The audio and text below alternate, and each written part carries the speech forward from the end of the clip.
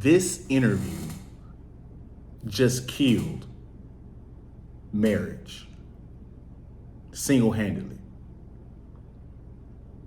There's a video on Soft White Underbelly of a divorce lawyer going in depth about marriage and the divorce cases that he encounters on a daily basis, right?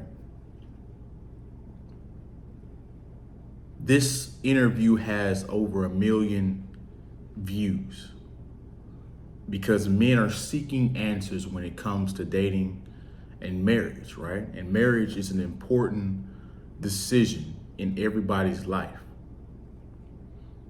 And I support marriage. Marriage is a good I wouldn't say good institution, but I would say it's a good thing. People have good intentions when they get married. They want to start a family. They want to build a legacy. They want to cultivate and build assets and build wealth together. That theory of marriage makes complete sense. But after watching this video, you're not going to look at marriage for what it is. And I have 3 specific points on things I took away from this interview that I need to tell you guys, right? So men are waking up, men are looking at these videos and saying, hey, this is what marriage is all about. The divorce lawyer said 76% deficiency rate when it comes to marriage, right? And that's his own personal calculation.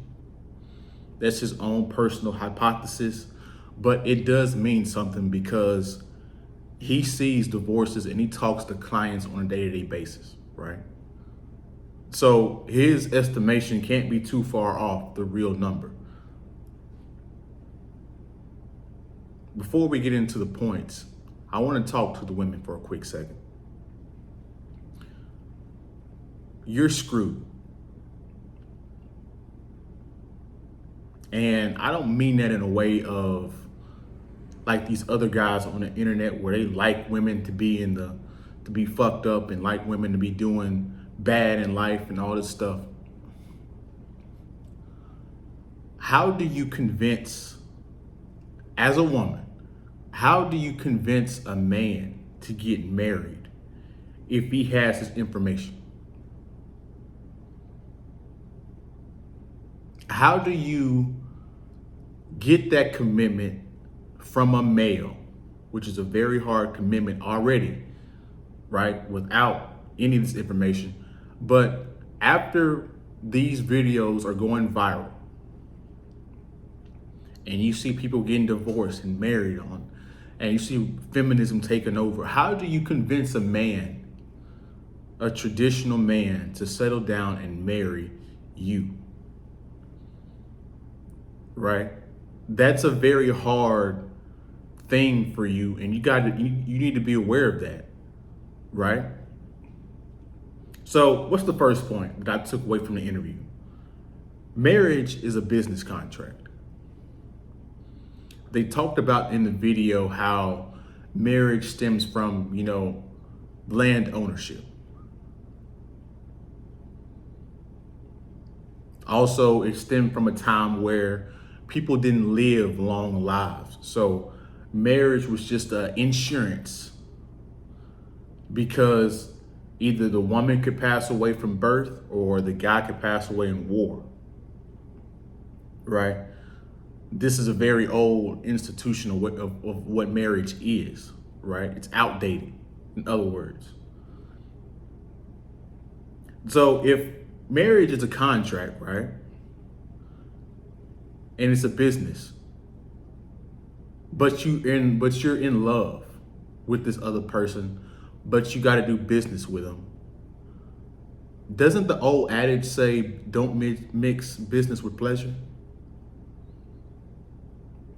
Because in the interview, he brings up, when you get a prenuptial agreement, you have to have conversations about every little thing that you guys acquire? Pay raises, is that in your name, her name, or both? We split it down the middle. The house, the car, is that your name, my name, split down the middle? How can love flourish when you're constantly talking about business? When you constantly have to have conversations about risk averse?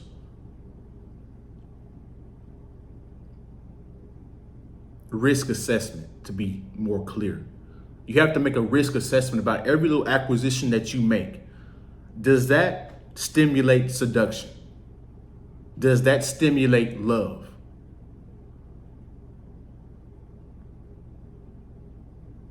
Number two, from his perspective, right? And one thing that I took away from this perspective is women are delusional in marriage. Some of the stories he was talking about was completely crazy. Like, for instance, he was talking about how this one guy was in a sexless marriage.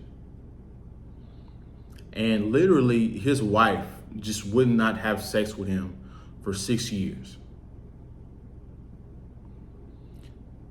And so the guy felt bad.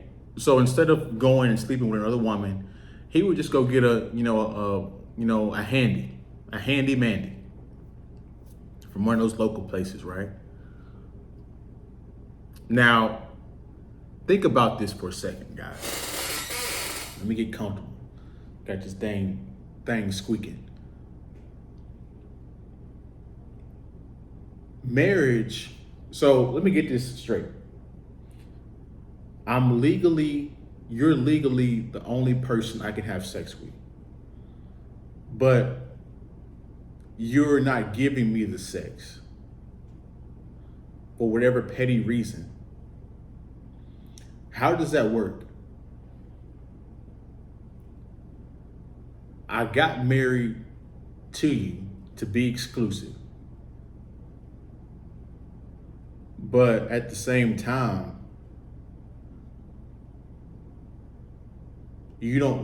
I can't get the sex I want from my exclusive partner. But if I go outside of the marriage, that's cheating. You see how that manipulation is going? What do you do with that? It's like you're trapped, right? The next thing that women are delusional about, high expectations. So he talks to these women on these divorce cases, right? And he talks about how these women expect these men to be great friends, to be great lovers, to be, the tool guy, the mechanic, to be able to read her mind, be able to do all this stuff that doesn't necessarily require that you get from a husband. It's like being a husband and a father isn't enough. What do you do with that? Last thing I took away. Substance abuse, meaning abuse of drugs and alcohol, and social media cheating are the number one reasons why marriages are failing. We already know, or at least from my observations, you already can see that drug abuse is on the rise, right? I know people that cannot get over the weed addiction. They just can't do it. Women struggle with alcohol, right? They've had articles talking about winos and, women getting drunk, right? Especially if you're a college person. Everybody in college is drunk excessively, and depending on what side of the tracks you were on, you definitely did some drugs, right? And this is how you become a fiend to these substances, because you're away from your parents and you think you can just wild out and do something, right?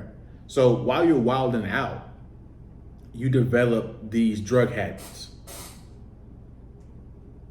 And so now it carries over into your real life. And now it's a nuisance to you. Now, social media cheating. We all knew that.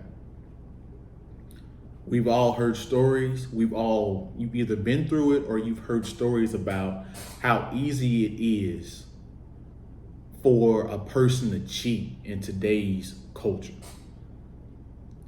A person, you could be having a partner and you trust them with everything you have.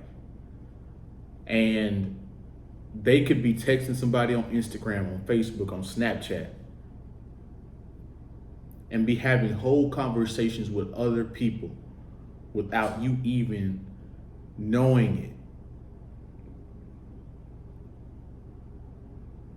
it. So how are you supposed to stay loyal when cheating is so accessible?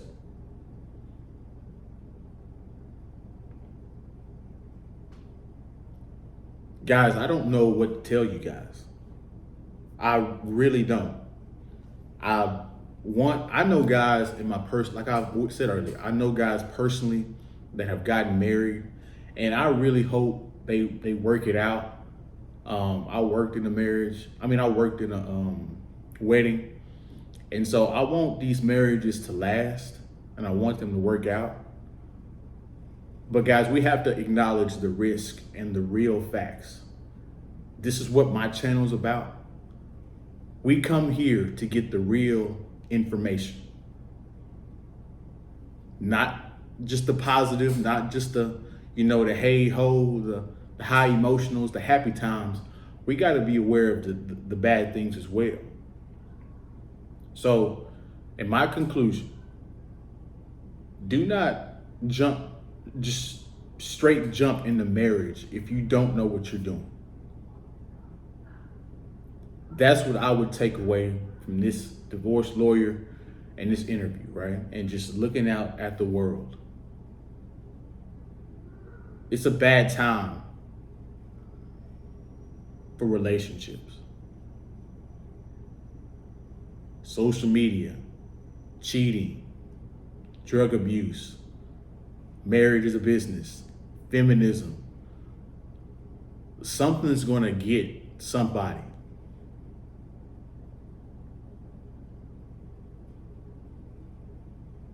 So I want you guys like the video, comment your thoughts below.